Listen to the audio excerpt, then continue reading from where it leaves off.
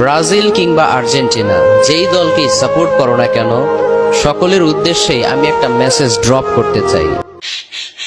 চুপ, গুরুত্বপূর্ণ কথা। সাহেব একটা মেসেজ ড্রপ করব। Always remember, it's just a game, nothing else. ওগিরা বল ব্রিজের তলে তুমি 30 দিনে ইংরেজি শিক্ষার কোর্স চালু করি, তারপরে থেকে শুরু করছে। কথা বুঝছো নি? খেলা আর পার্সোনাল লাইফ এ দুটোকে কখনোই গুলিয়ে ফেলা যাবে না।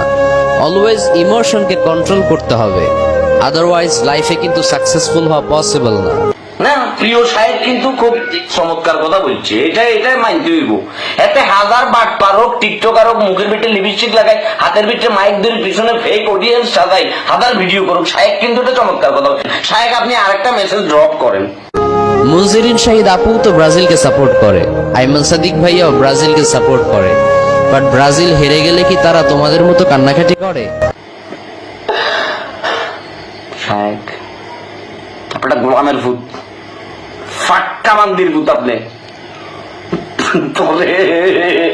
তোরে ভাই, তোর আমার দেখলে কেন জানি ফেসবুকটা আমার মাথাটা নষ্ট হয়ে যায় ভাই। ব্রাজিল ট্রফি পাক আর না পাক, আইমান সাদিক ভাইয়া কিন্তু ঠিকই ব্রিটিশের রানী এলিজাবেথের হাত থেকে ট্রফি পেয়েছে, মেডেল পেয়েছে। এটা মজমা বসাই যেতে। আর জীবনে গেলাম না, আমার একটা দোয়া করি যে আমি আপনার ভাইয়ের দুলা নই, পুরো টাকা জোরেটা পুতুলের পিঠে লইল গুরুম সাহেব। সো নিজেকেও এরকম ভ্যালুয়েবল করে গড়ে তোলো, ব্র্যান্ডে পরিণত করো, যাতে করে তুমি কোন দলকে সাপোর্ট করলে সে জিতলো না হারলো এটা কোনো ম্যাটার করে না করে। মানুষ তোমাকে জাস্ট তোমার কারণেই রেসপেক্ট করে।